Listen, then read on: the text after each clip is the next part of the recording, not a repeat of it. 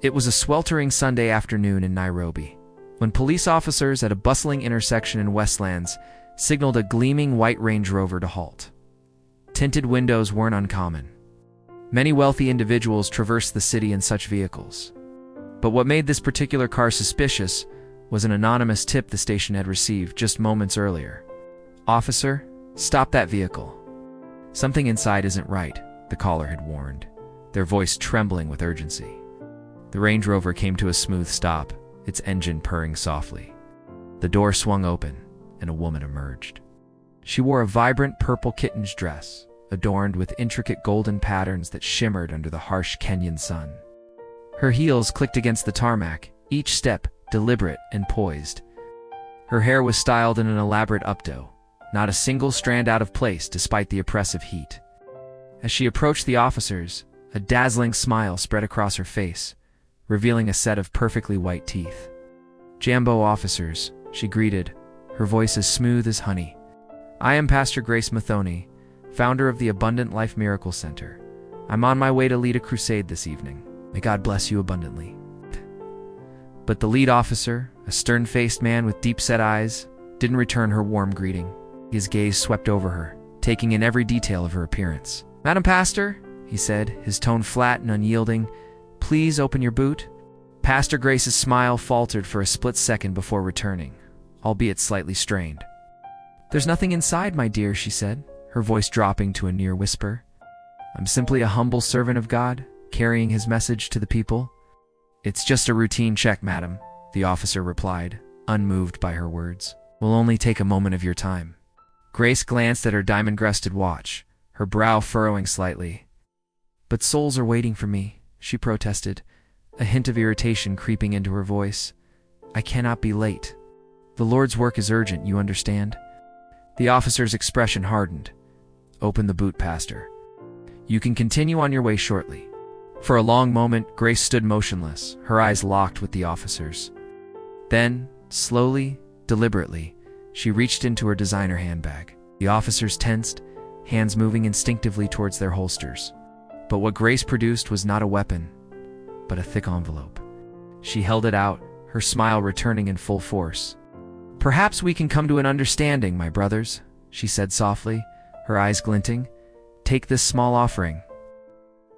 Let me go and do the Lord's work without further delay." The atmosphere shifted palpably. One of the younger officers took a step forward, his eyes fixed on the envelope. But the lead officer's hand shot out, blocking his subordinate's advance. "Madam Pastor," he said, his voice low and dangerous. "Are you attempting to bribe an officer of the law?" Grace's smile vanished, replaced by a look of cold fury. "Do you know who I am?" she hissed, all pretense of humility gone. "I have powerful friends. One call, and your career is over." The lead officer didn't flinch. "Last chance, madame. Open the boot or we'll do it for you."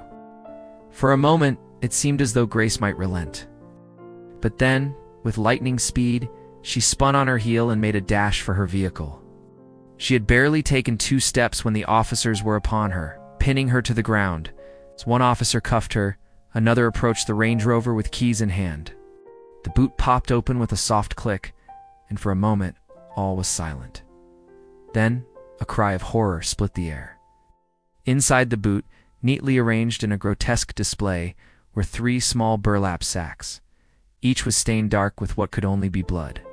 And protruding from one, visible even in the dim light of the boot, was a tiny, lifeless hand.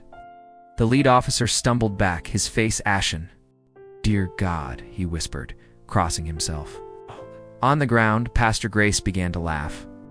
It was a chilling sound, devoid of mirth or humanity. "You fools," she cackled, her eyes wild with a fervor that had nothing to do with divine inspiration. "You have no idea what powers you're dealing with. This is bigger than you can imagine." As curious onlookers began to gather, drawn by the commotion, the officers hurriedly closed the boot and called for backup. The sun continued to beat down mercilessly on the Nairobi street, indifferent to the horror that had just been uncovered.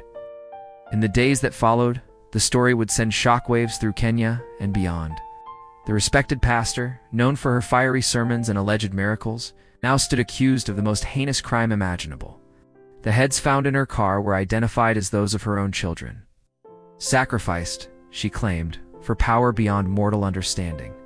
As Grace Mathoni was led away in chains, her laughter echoing through the police station. Many were left to wonder. How many other wolves lurked in sheep's clothing, preying on the faithful under the guise of divine authority? And in a land where the line between faith and superstition, often blurred, how many more innocents would fall victim to those who twisted belief into a weapon for their own dark purposes? The case of Pastor Grace Mathoni would serve as a grim reminder that evil could wear many faces, even those we trust most. And in the heart of Nairobi, a city caught between tradition and modernity, between fervent faith and cold reality, the search for justice and for answers was only just beginning.